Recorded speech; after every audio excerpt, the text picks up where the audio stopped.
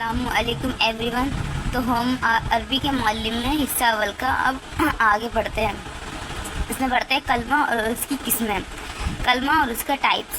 تم نے اردو یا فارسی کی صرف نحو میں کلمہ اور اس کے اقسام کا بیان تو پڑھ ہی لیا ہوگا۔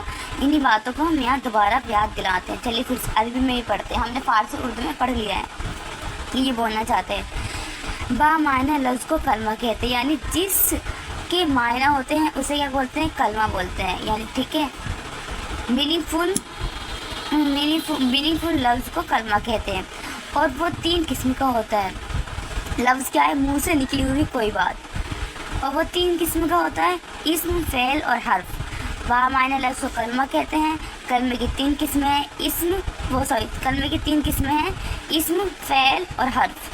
اب ان تینوں کے بارے میں پڑھتے ہیں۔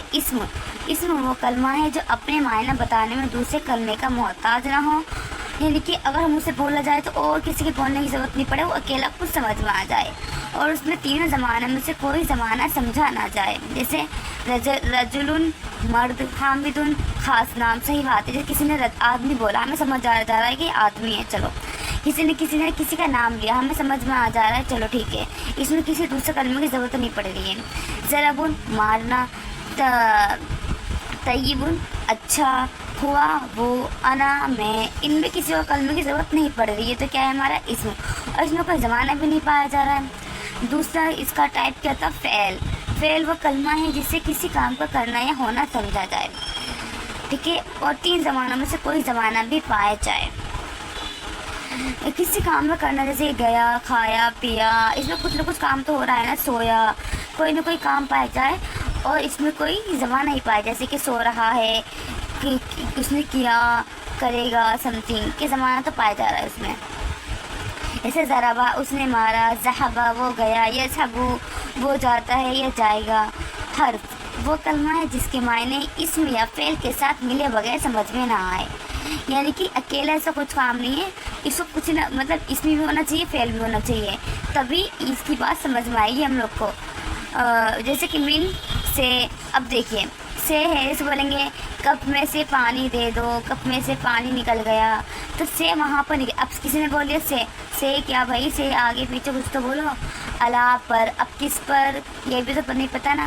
فی میں، کس میں، مطلب یہ سنگل اگر بولا جائے گا تو سمجھ نہیں آئے گا، اس کے ساتھ فعل اور اسم تو ہونا ہی چاہیے۔ الا، تک یا طرف۔ ذهب زید الی المسجد۔ اب دیکھیے اس میں الا ہے، الا مطلب تک، اس میں ہمارا اسم بھی آ رہا ہے، اسم کیا ہے؟ زید۔ ذهب کیا ہے؟ فعل۔ مسجد یہ بھی اسم، یعنی کہ اسم و فعل کے بنا اس میں سمجھ نہیں آئے گا الا کیا ہے۔ زید مسجد کی طرف گیا۔ اگر کام کا کرنا سمجھا جائے مگر زمانہ نہیں سمجھا جائے تو اسم ہی ہوگا، سمجھ رہے ہو؟ اگر زمانہ نہیں پایا جا رہا ہے تو اسم ہوگا، چاہے اس میں کام کا کرنا، جیسے کہ یہاں پہ کیا تھا؟ ذہبا، کیا تھا؟ ذہبا مارنا، یہ رہا نا۔ ضرب مارنا، ذہبا مطلب گیا، جانا، ضرب مارنا، اب مارنا اس میں کام تو پایا جا رہا ہے پر زمانہ نہیں پایا جا رہا، اٹ مینس ہمارا فعل نہیں کہلائے گا، یہ ہمارا اسم ہی ہو جائے گا۔ جیسے ضرب مارنا اسم ہے۔ شکریہ۔